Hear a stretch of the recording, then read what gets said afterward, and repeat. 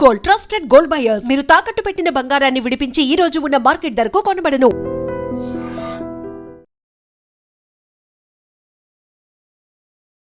నమస్కారం, welcome to I dream.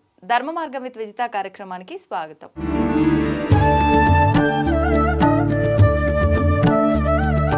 ప్రస్తుతం మనతో పాటు ఉన్నారు శ్రీ కామాఖ్య అమృత శోధన సంస్థ వ్యవస్థాపకురాలు వేణుశ్యామమ్మ గారు. ఇప్పుడు వారితో మాట్లాడి మరిన్ని విషయాలు తెలుసుకుందాం.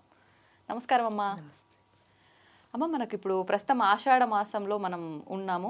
మనకు మరికొద్ది రోజుల్లో ఆషాఢ అమావాస్య రాబోతోంది. ఈ ఆషాఢ అమావాస్య మరుసటి రోజు నుంచి శ్రావణ మాస పూజలు అనేవి ప్రారంభమవుతాయి. ముఖ్యంగా ఆషాఢ మాస ఈ అమావాస్య రోజున మనం ఆచరించాల్సిన విధి విధానాలు ఏమైనా ఉన్నాయా, వివరించండి. ఏదైనా అమావాస్య పౌర్ణమి 2 రోజులు ఏంటి అంటే చంద్రుడు 16 కళలతో ఉంటాడు. పౌర్ణమి రోజు ఏమిటి అంటే చంద్రుడు 16 కళలు మనకు కనిపిస్తాయి. అంటే ఆ వెలుగులో అది పౌర్ణమి నాటి చంద్రుడు అంటే జాబిల్ చంద్రుడు అని ఇవన్నీ మనం చూస్తాం. ఎందుకు అంటే ఆ 16 కళలు మనకు కనిపిస్తూ ఉంటాయి. ఇక్కడ అమావాస్య వచ్చేసరికి ఏంటి అంటే 16 కళలు కనిపించకుండా చంద్రుల్లో ఉంటాయి. అంటే ఒక విషయం మనం ఎప్పుడైనా చూడండి, మన శరీరంలో అన్ని పార్ట్లు బాగా పనిచేస్తున్నాయి.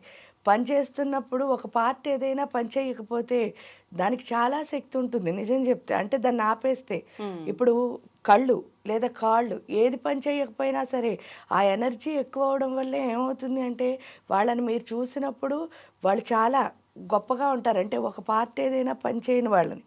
దానికి ఎగ్జాంపుల్ కూడా ఏం లేదు. ధృతరాష్ట్రులు వారికి కళ్ళు కనిపించవు, కానీ గాంధారి మాత వారు ఏం చేశారు అంటే కళ్ళు కనిపిస్తాయి ఆవిడకి, కానీ కళ్ళకు గంతలు కట్టుకుని తన భర్తకు కళ్ళు లేవని చెప్పి తను కూడా కళ్ళతో ప్రపంచాన్ని చూడలేదు పెళ్ళైన తర్వాత. ఆ శక్తి ఏమైంది అని అంటే దుర్యోధనుడికి ఎంతో బాగా ఉపయోగపడుతుంది. ఏంటి అంటే ఆ టైంలో ఆవిడ సాధన చేస్తారు. సాధన చేసినప్పుడు ఏమైంది, ఆ కళ్ళని అంటే ఆ కళ్ళకి ఇంకా ఇంకా అంటే కనిపిస్తుంది ఆవిడకి, కానీ ఆవిడ ఏం చేసింది చూడలేదు. ఆ చూడకపోయేసరికి అక్కడికి వెళ్ళి ఎప్పుడైతే ఈ యొక్క ఆ కళ్ళు కనిపించకుండా ఆపేసిందో కురుక్షేత్ర సంగ్రామం ముందు దుర్యోధనుడికి ఆవిడ ఆ శక్తిని ప్రసాదిస్తుంది. ప్రసాదించినప్పుడే ఆవిడ ఏం చెప్తుంది అంటే మొత్తం ఏమి డ్రెస్ వేసుకోకుండా రమ్మని చెప్తే కృష్ణుడి మధ్యలో అలా వస్తే కనుక ఈయనెవరు ఏం చేయలేరని ఆయనకి తెలుసు కాబట్టి చిన్న మాయ పెట్టి ఆయన బట్టలు కొంచెం వేసుకునేటట్టు చేస్తాడు. అప్పుడు ఏమవుతుంది అంటే ఆవిడ కళ్ళు తెరిచి మొత్తం ఆ శక్తిని అంతా ప్రసరింపజేసినప్పుడు శరీరంలోని మిగతా అన్ని భాగాలు వజ్రకవచం అంటే అంత ప్రొటెక్షన్ వస్తుంది ఆయనకి. అంత శక్తి వచ్చి రావడం వల్ల కురుక్షేత్రంలో ఇంకెక్కడ ఏం చేసినా ఆయనకి దెబ్బ తగలదు. అప్పుడు కృష్ణుడు చెప్తాడు, పలానా చోట అతనికి వీక్, అక్కడ నువ్వు చేయాలి. ఎందుకంటే అక్కడ డ్రెస్ వేసుకోవడం వల్ల ఏమైంది, ఆ యొక్క శక్తి వెళ్ళలేదన్నమాట. ఈ బట్ట అన్నది అడ్డేసింది, ఆపింది. అంటే చూడండి అంత శక్తి అనమాట. అంటే ఒక పని చేస్తున్న పార్ట్ని ఆపేస్తే అదేవిధంగా అందుకే ఏంటి అంటే మంత్ర జపాలు చేయాలి అమావాస్య రోజున. ఎందుకు చేయాలి అంటే మంత్రం వల్ల ఏమొస్తుంది అని అంటే మన మైండ్ ఎప్పుడు ఓవర్ థింకింగ్, అంటే పడుకున్నా సరే ఆలోచించేస్తూ ఉంటాం కదా, చేసేదేవి లేదు కానీ ఆలోచించేస్తూ ఉంటాం. సో ఇక్కడికి వచ్చేసరికి ఏంటి అంటే మంత్ర జపం ఎంత చేస్తామో అంత స్థిరత్వము అన్నది వస్తుంది. అందులో 16 కళలతో చంద్రుడు ఎందుకు ఉన్నప్పుడు మాత్రం ఇంకొంచెం స్థిరత్వం ఎందుకు వస్తుందండి అంటారు. ఎందుకు అని అంటే చంద్రుడు మన మనస్సుకు అధిపతి అవడం వల్లే ఆయన కళలు ఏవైతే ఉన్నాయో అంటే పాడ్యమి విద్య తదియ మీరు చూసినప్పుడు ఒక్కొక్క రోజు చంద్రుడి యొక్క రూపం మారుతూ ఉంటుంది. అంటే ఆ కళ తగ్గుతూ ఉంటుంది, పెరుగుతూ ఉంటుంది. ఈ పెరగడం తగ్గడం ఏదైతే ఉందో దాంతోపాటు మన ఆలోచనలు చంచలత్వం ఇంకా పెరిగిపోతుంది, అంటే ఫ్లక్చువేషన్స్. ఇక్కడ పౌర్ణమి అమావాస్య తిథుల్లో చేయడం వల్ల ఏమవుతుంది అని అంటే ఆ ఫ్లక్చువేషన్ పోయి ఏకాగ్రత అన్నది వస్తుంది, అంటే ఫోకస్.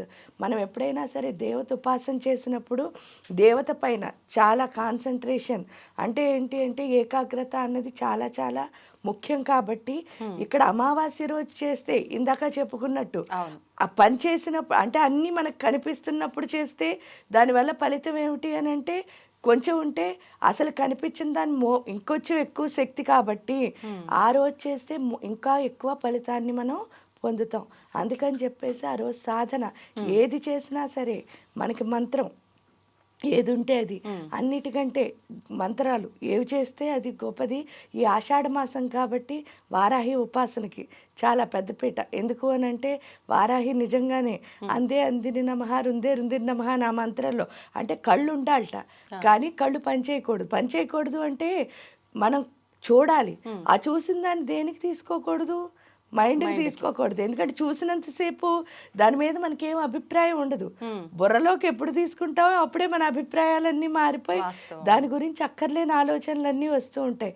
అంటే వారాహి అలా మనని ఎక్కడికక్కడ ఎంతవరకు మనం ఉండాలి అన్నది మనకి తెలియచేసి మన సప్త ధాతువుల్ని చాలా శుభ్రపరిచి మన ఆరోగ్యవంతుల కింద చేయడం కాకుండా మనలో ఉన్న బుద్ధిమాన్యాన్ని అంటే బుద్ధి లేనితనాన్ని బుద్ధి అంటే మన బుద్ధి కరెక్ట్గా పనిచేసే స్థితికి అంటే ఈ మంద బుద్ధి ఏదైతే ఉందో దాని నుంచి జ్ఞానంగా మాట్లాడేటట్టు చేసేది వారాహి. కాబట్టి ఆ జ్ఞానాన్ని ప్రసాదించడం కోసమని వారాహి ఉపాసన కనుక చేయగలిగితే అంటే వారాహి మంత్ర సాధన కానీ ఏదైనా చేయగలిగితే గురువుల దగ్గర తీసుకుని చాలా మంచి ఫలితము అన్నది ఆషాఢ అమావాస్య రోజు ఉంటుంది. అమ్మ ఇప్పుడు ఈ మరుసటి రోజు నుంచే మనకు శ్రావణ మాస ప్రారంభము. అసలు ఏంటి అంటే మనకున్న ఈ 12 మాసాల్లో కూడా ప్రత్యేకమైన మాసాలని 4గా తీసుకుంటే 4గిట్లో ఒకటి శ్రావణ మాసం. మరి ఇప్పుడు ఈ శ్రావణ మాసం యొక్క విశిష్టత ఏంటో వివరించండి. శ్రావణ మాసం అంటే శ్రావణము ఇది జనరల్గా ఏంటంటే ఆడవాళ్ళు నోములు వ్రతాలు ఇవన్నీ చేసి వాళ్ళు భర్త బాగోవాలి అని చేసేటప్పుడు ఐదోతనం కోసం. ఇక్కడ సౌభాగ్యం అంటే కూడా లక్ష్మి అంటే మామూలుగా మనకు తెలుసున్న లక్ష్మి ఏంటంటే ధనం అంటే ఐశ్వర్యం ఉంది అంటే ధనం ఉంటే ఐశ్వర్యం ఉన్నట్టు మనం హాయిగా భావిస్తాం. కానీ ఇక్కడికి వచ్చేసరికి ఐశ్వర్యం ఒక్కటే ధనం కాదు. ఎందుకంటే మన దగ్గర డబ్బులు ఉన్నాయనుకోండి, వెళ్ళి ఏ కొట్లోనూ హ్యాపీనెస్ని కొనుక్కోలేము. అంటే నేను ఆనందంగా ఉండాలండి, ఇన్ని డబ్బులు ఇస్తాను, ఇంత హ్యాపీ ఇవ్వండి అంటే ఈ సృష్టిలో ఎక్కడ మనం కొనుక్కోలేంది. ప్రశాంతత కొనుక్కోలేము, రిలేషన్స్ కొనుక్కోలేము, అంటే చాలా కొనుక్కోలేని ఉంటాయి. అంటే డబ్బు ఒక్కటే లక్ష్మి కాదు, అది మనకు అర్థం అవ్వాలి. కాబట్టి వీళ్ళు ఏం చేశారు అంటే నోములు వ్రతాలు. ఎందుకు అని అంటే దీనివల్ల ఏమవుతుంది అంటే ఒక రకంగా ఆలోచించినప్పుడు ఇంటికి అందరినీ పేరెంట్ అని పిలుస్తున్నాం. ఆ పిలవడం ద్వారా మనందరం కలుస్తున్నాం. అంటే ఒకళ్ళతో ఒకళ్ళు ఇప్పుడు ఎవరి పని వాళ్ళకు ఉన్నది ప్రతిరోజు. ఈ ప్రస్తుత బిజీ టైంలో ఒకరికొకరు టైం ఇచ్చుకోవడం తగ్గిపోయింది. ఎప్పుడైతే ఒకళ్ళతో ఒకళ్ళు కలిసామో అప్పుడే మన మధ్య ప్రేమ అనుబంధం ఏదైతే అవన్నీ పెరుగుతాయి. అంతేకాని మీ ఇంట్లో మీరుండి మా ఇంట్లో మేము ఉంటే ఊరికే ఎప్పుడైనా మాట్లాడుకోవచ్చు, కానీ ఆ యొక్క బంధము అన్నది ఎక్కువ ఉండదు.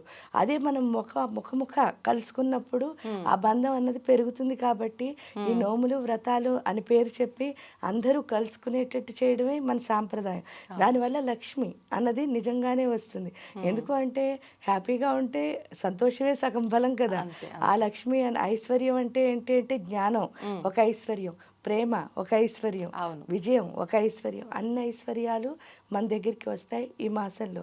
దానికి తోడు ఏంటి అంటే చాతుర్మాస్య వ్రతం అన్నది ఆషాఢ మాసంలో ఏకాదశి రోజున మనం మొదలు పెడతాం, తొలి ఏకాదశి రోజున. కాబట్టి చాతుర్మాస్య వ్రతంలో మనం ఒక్కొక్క మాసంలో మీరు చూస్తే 4 మాసాలు కూడా ఒక్కొక్క మాసంలో ఒక్కొక్కటి నేర్చుకుంటాం అనమాట. అలాగే శ్రావణ మాసంలో ఈ అష్టలక్ష్మి అంటే లక్ష్మి అంటే ఏంటో అర్థం చేసుకునే స్థితి. దానికి తోడు మనకి పరస్పర గౌరవం అన్నది మన సంప్రదాయంలో నేర్పించారు. మీరు చూస్తే నోములు వ్రతాలు చేసినప్పుడు వాయనాలు ఇచ్చుకున్నప్పుడు చూడండి, నేను ఇస్తున్నాను వాయనం అంటే తీసుకుంటున్నది ఎవరు అంటే గౌరీదేవి. అంటే ఇస్తున్నది ఎవరు అంటే మళ్ళీ గౌరీదేవి. అంటే నీలోను నాలోను ఆ ప్రాణశక్తి అయినా ఆ గౌరీ పార్వతి ఉంది అని తెలుసుకునే స్థితికి తీసుకువెళ్ళే మాసమే ఈ శ్రావణ మాసం. అమ్మ ఇప్పుడు మిగతా మాసాల్లో కూడా ఇప్పుడు మీరు అన్నట్టు ఈ చాతుర్మాస ప్రారంభము ఆల్రెడీ అయిపోయింది.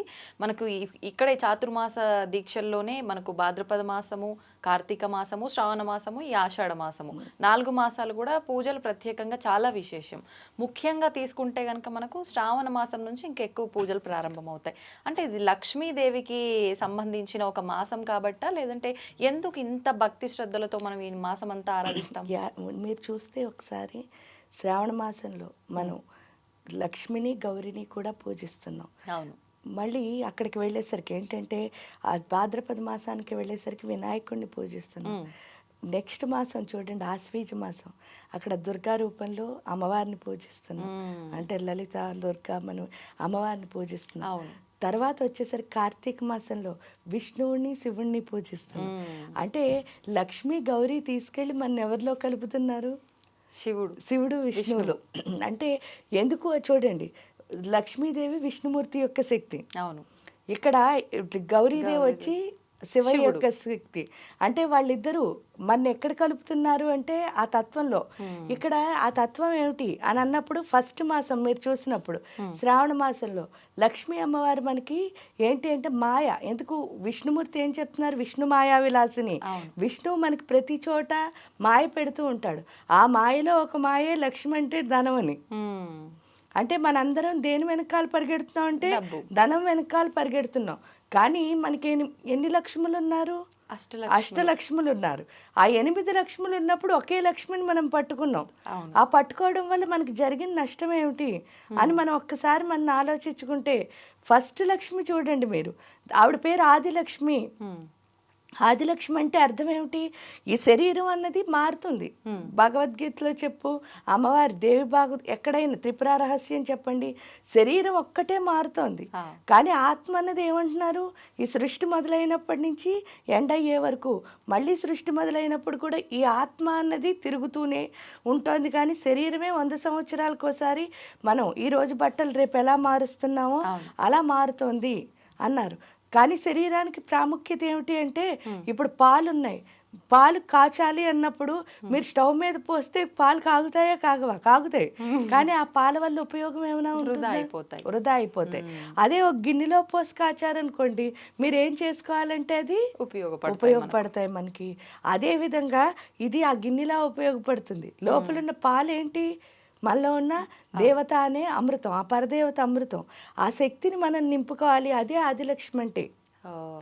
ఆ ఆదిలక్ష్మిలో శక్తిని ఎలా నింపుకుంటాం అంటే, మన ఆత్మశక్తి ఎలా పెరుగుతుంది అంటే, ఆత్మతో సూర్యశక్తి ఎప్పుడైతే అనుసంధానం అవుతుందో అప్పుడే ఆత్మశక్తి అన్నది పెరుగుతుంది.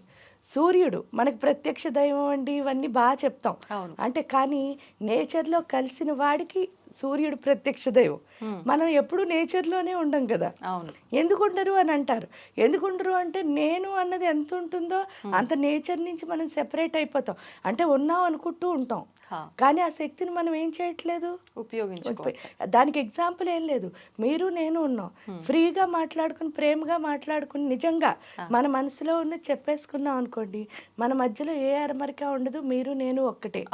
కానీ ఇప్పుడు అలా జరుగుతుందా? చాలా లేదు. అంటే చాలా తక్కువ మంది అలా వాళ్ళ దగ్గర ఉన్నదంతా చెప్పగలుగుతారు. అంటే నమ్మే అంత అవకాశం రావట్లేదు పరిస్థితులు. ఏదైనా కారణం కావచ్చు, అది ఇద్దరిలో ఎవరైనా కారణం కావచ్చు. కానీ ఏమవుతుంది అంటే అక్కడ ఆగిపోతున్నాం. అంటే ఇది క్లోజ్ గా ఉంది, లిమిట్స్ ఉంటున్నాయి ఎంత వరకు అనేది. అది ఉండకూడదు. ఎందుకంటే మన ఇద్దరం ఒకటే. మీలో ఉన్న ప్రాణశక్తి నాలో ఉన్న ప్రాణశక్తి ఒక్కటే అనడానికి బోల్డ్ అన్ని ఎగ్జాంపుల్స్ చెప్పక్కర్లే. మనం రోజు బర్త్డే వచ్చినా ఏమొచ్చినా బెలూన్ ఊదుతున్నాం. ఆ బెలూన్లో చూడండి, మీరు గాలి నింపారనుకో, బెలూన్ నిండా గాలి నింపినప్పుడు ఏమవుతుంది అంటే, చక్కగా అది ఏం చేస్తూ ఉంటుంది అంటే పైకి ఎగురుతూ ఉంటుంది, ఎప్పుడు కింద ఉండదు. అసలు బెలూన్లో గాలి ఉందా, గాలిలో తేలుతూ ఉంటుంది.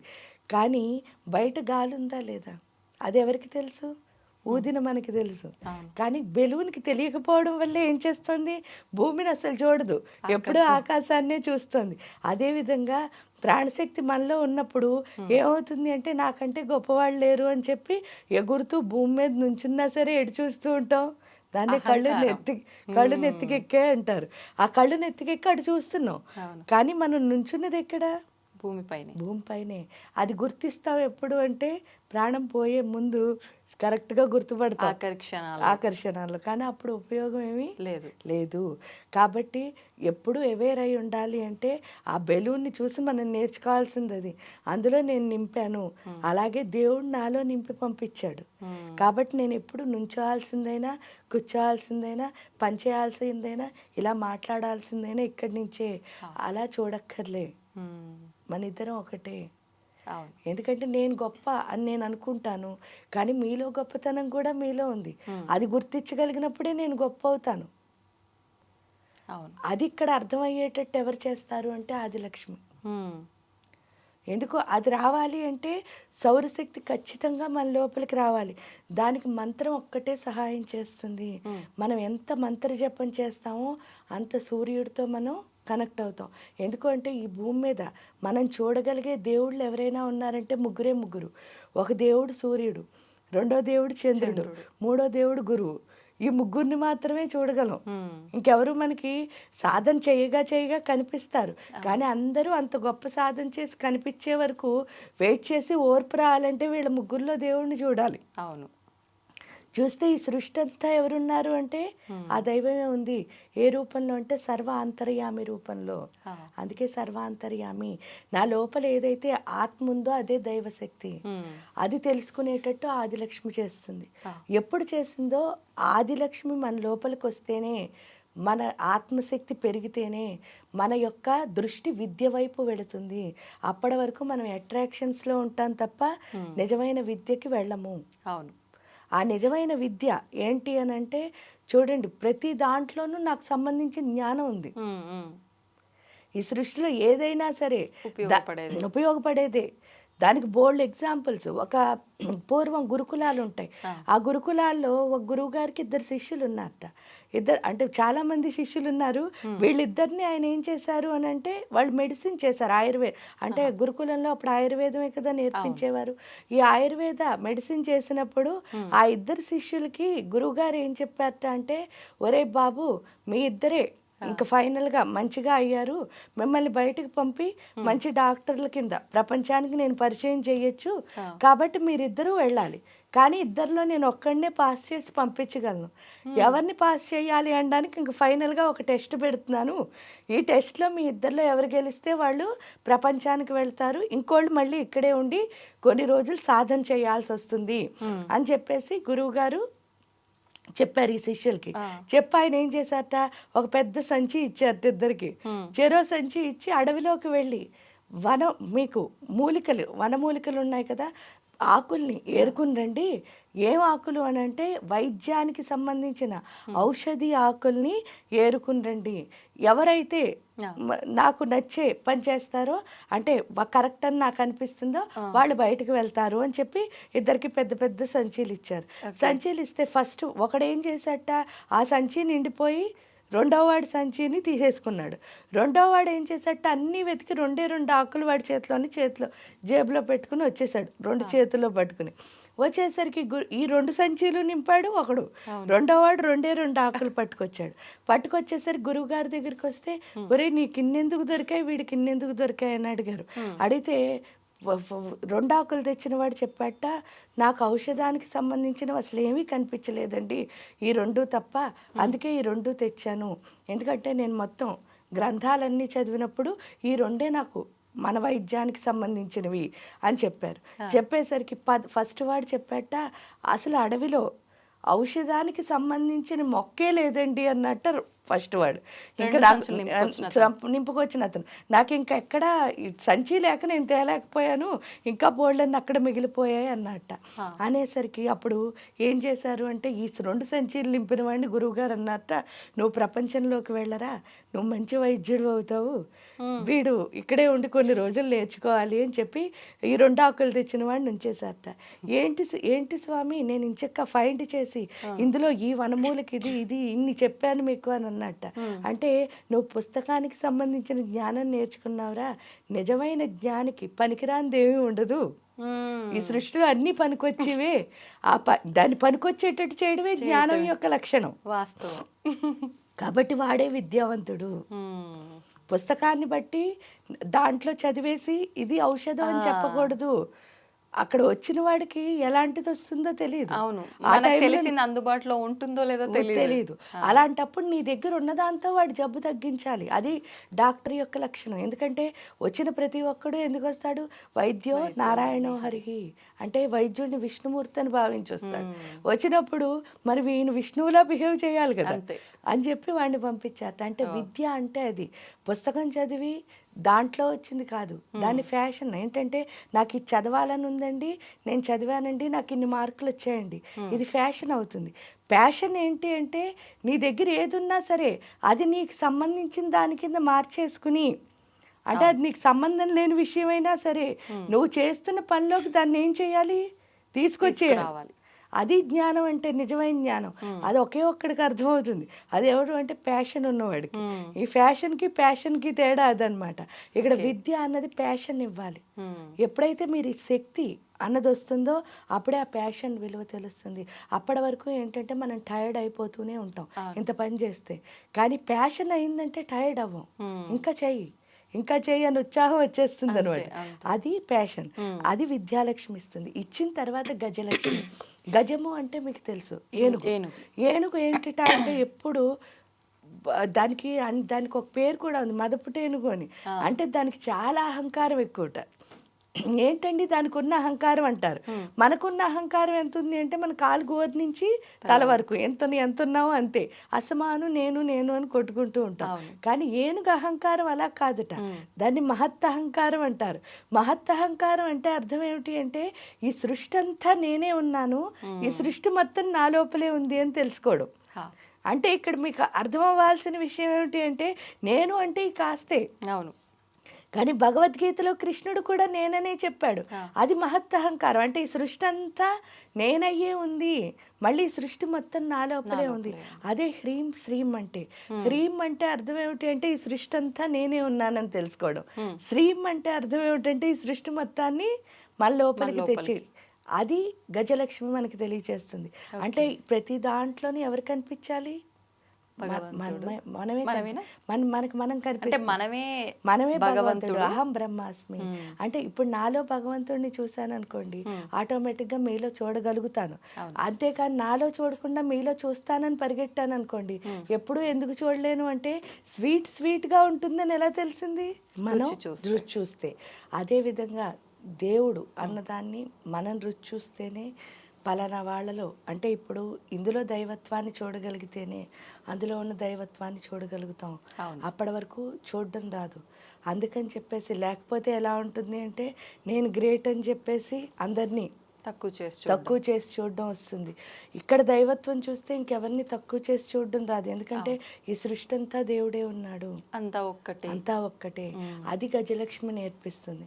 ఎప్పుడు గజలక్ష్మి నేర్పించిందో ఆటోమేటిక్గా ధైర్యలక్ష్మి అంటే అర్థం ఏమిటి అంటే నిజమైన కరేజ్ ఏంటి, అసలు భయం ఎందుకు అని అంటే మనం చాలాసార్లు చెప్పుకుంటాం.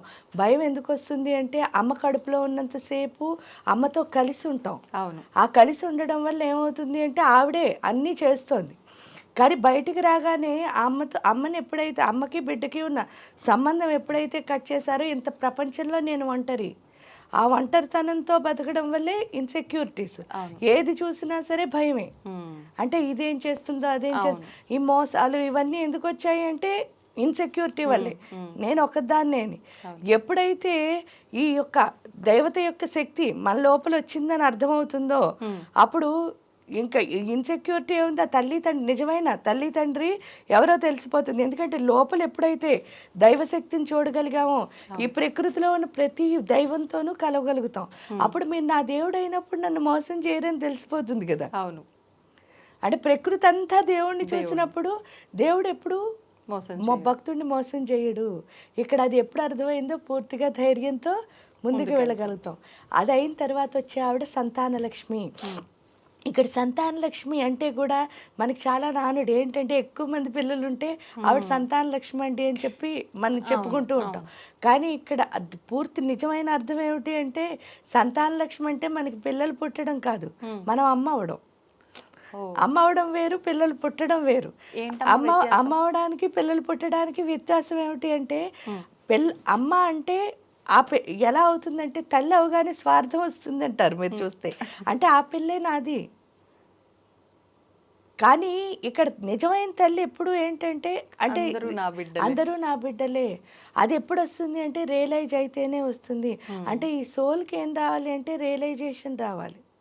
అది ఎప్పుడు వస్తుంది, ఈ బిడ్డను కన్నప్పుడే. అంటే ఆ పేగు తెంచుకుని ఒక బిడ్డ వచ్చినప్పుడే మనకు అర్థమయ్యే విషయం ఏమిటి అంటే ఆ రియలైజేషన్. అంటే ప్రతి క్షణం ఎందువల్ల వస్తుంది అని అంటే చూడండి మీరు, ఫస్ట్ ఆఫ్ ఆల్ మనం అమ్మాయిల కింద ఉంటాం కదా, అంటే స్త్రీకి తొందరగా రియలైజేషన్ వస్తుంది. దానికి కారణం కూడా ఏమీ లేదు. ఫస్ట్ అమ్మాయిల కింద ఇంట్లో ఉంటాం. ఉంటే మనకి మామూలుగా మన సాంప్రదాయంలో ఆడపిల్ల పుట్టగానే ఏమంటారు అంటే లక్ష్మీదేవి పుట్టింది అని చెప్పేసి చాలా అడుగులకు మడుగులొత్తి చాలా బాగా చూసే ఇల్లులు చాలా ఎక్కువ ఉంటాయి. ఎంతో బాగా చూసుకుంటారు ఆడపిల్లల్ని. ఎంతో బాగా చూసుకోవడం వల్ల వేళ్ళలో కొంచెం ఏం వస్తుంది అంటే పొగరు వచ్చేస్తుంది. ఆ పొగరు వచ్చి ఏం చేస్తారు అని అంటే ఇంకా అంటే మనం చెప్పిన మాట అన్ని చోట్ల నెగ్గుతోంది కదా. ఆ నెగ్గేసరికి ఇంకేమవుతుంది అంటే నేను చెప్పిందే రూల్ ఏమో అనిపిస్తూ ఉంటుంది. అనిపించి ఇంకా అమ్మ ఏం చెప్పినా వినం, నీకేం తెలీదు నాకు తెలుసు అని చెప్పేసి అమ్మ మీద కోపపడడం, ఆర్డర్ వేయడం. అంటే అలా తప్పుగా కాదు, అంటే అన్ని ఆర్డర్లే, ఎక్కడ రిక్వెస్ట్ ఉండదు ఆ తల్లితో. అంత అలాగా అంటే ఏంటంటే నువ్వు నాకు ఎందుకు చేయలేదు, నేను వచ్చాను కదా, ఇలా కమాండింగ్. ఈ కమాండ్ చేస్తూ వచ్చిన ఆడపిల్ల ఏమవుతుంది అంటే ఫస్ట్ పెళ్ళి అవుతుంది కదా, ఆ ఫస్ట్ ఏదైతే కడుపు వస్తుంది అని అంటారో ఆ నెల తప్పగానే ఏమవుతుందిట అంటే ఈ పిల్ల బీజంతో పాటు జాలి అనే బీజం పడుతుందిట. కరుణాదయ ఎప్పుడు పడిందో ఈ బిడ్డ పెరుగుతూ ఉంటుంది, అంటే ఈ గుడ్డు పిల్లలా పెరుగుతూ ఉంటుంది కదా, అంటే బరువు ఎక్కువ అవుతూ ఉంటుంది. బరువు ఎక్కువైన ప్రతిరోజు అంటే ఈ 9 నెలల కాలంలో వాళ్ళలో ఏంటి అంటే కరుణ అనే రసం ఏమవుతూ ఉంటుంది. ఎందుకంటే ఇంతలా అమ్మ మోస్తేనే కదా మనం కూడా వచ్చాం. ఒక కూలీవాడు ఉంటాడు చూడండి, వాడు ఏంటంటే వాడికి డబ్బులు ఇస్తే ఏం చేస్తాడట అంటే కరెక్ట్గా ప్లాట్ఫామ్ మీద నుంచి మంది ట్రైన్లో పెట్టేసి వెళ్ళిపోతాడట. అంటే వాడికి బరువు దించడం అనే దానికి అవకాశం ఉంది. కానీ ఈ తల్లికి మాత్రం లేట, మొదలైందా 9 నెలల వరకు ఈ బరువును ఏం చేస్తూ ఉండాలి, మోస్తూ ఉండాలి. సో ఇక్కడ అంటే ఏంటంటే అందరికంటే కష్టమైన జాబు తల్లిదండానికి కారణం ఏమిటి అంటే ఇలా ఎవరు మోయరు కదా 9 నెలలు. దానికి తోడు ఏంటి అంటే కడుపులో ఉన్న బిడ్డ ఎలా ఉంది అన్నది ఎప్పుడూ ఆవిడకి లేదు. దాన్ని అసలు పుట్టకుండానే అపురూపంగా ప్రేమించగలిగిన శక్తి ఎవరు అంటే అమ్మ. అది ఎప్పుడు తెలుస్తుంది, మన కడుపులోకి ఒక బిడ్డ వచ్చినప్పుడే అమ్మ నన్ను అంతలా చూసింది అని. తీరా 9వ నెల ఈ బిడ్డ బయటకు వచ్చేస్తుంది. ఆ 9వ నెలలో అయిపోగానే నొప్పులు వస్తాయి చూసారా, అప్పుడు అర్థమవుతుందిట ఏంటి అంటే అమ్మ అంత కష్టపడితే నేను బయటకు వచ్చాను, ఎందుకు తల్లికి పునర్జన్మ అంటారు అన్నది ఆ నొప్పులు వచ్చినప్పుడే అర్థమవుతుంది. ఈ నొప్పులు వచ్చినప్పుడు వచ్చేదాన్ని ఏమంటారంటే సరెండరెన్స్ అంటారు. ఇక్కడ కరుణ వచ్చింది కదా ఈ 9 నెలలు, అప్పుడు శరణాగతి వస్తుంది. అమ్మ ఇంత కష్టపడితే నేను బయటకు వచ్చాను.